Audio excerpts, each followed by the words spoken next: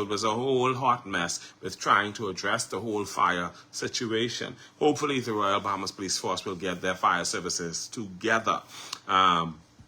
We understand that the proprietor of Goldie's was not here.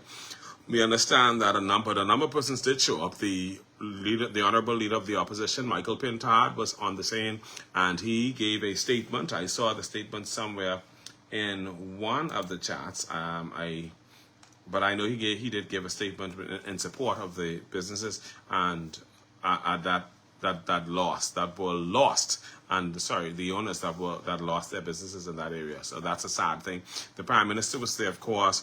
Sabas was also there, and we understand now. They tell us Travis Robinson, who is also in that area, he didn't make it. We don't know how he didn't make it. We were told that he was contacted, he spoke with somebody, and he assured them that he was on the way, but he never arrived on the scene. Now, we don't know if that's true. That's all alleged. We are hopeful that Travis would be much more proactive in addressing the concerns in his constituency, because Travis, you got a by-election coming up and you can't be playing around like that. We understand that Savas and the Prime Minister have made some commitments to the affected vendors. They have met with them, and then they're going to have another meeting tomorrow to try to gather some information from them with respect to plans and what it would cost to reconstruct their establishments and bring them back to what they were, or to bring them to an even greater glory.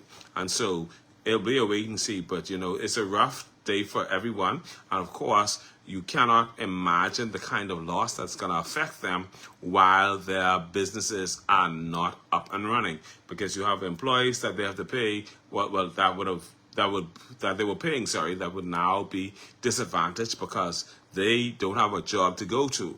You have different persons that are affected. Now, one of the interesting things about this, and I hate to have to bring this up, but it is a reality, is that Arawaki has, good night, Cade, Arawaki has become more of a Haitian site than a Bahamian site. It's supposed to be a Bahamian-oriented site where you can get Bahamian cuisines, where you can get Bahamian flavor, and where you can get Bahamian attitude. But what you have there is more Haitians who are out there, who are working for a lot of these Bahamian vendors, and so you have a lot of Bahamians who are not actually there, and it's a sad thing. And you have some vendors at Arawaki who complained about the foreign mix that takes away the authenticity of the Bahamian experience from Arawaki.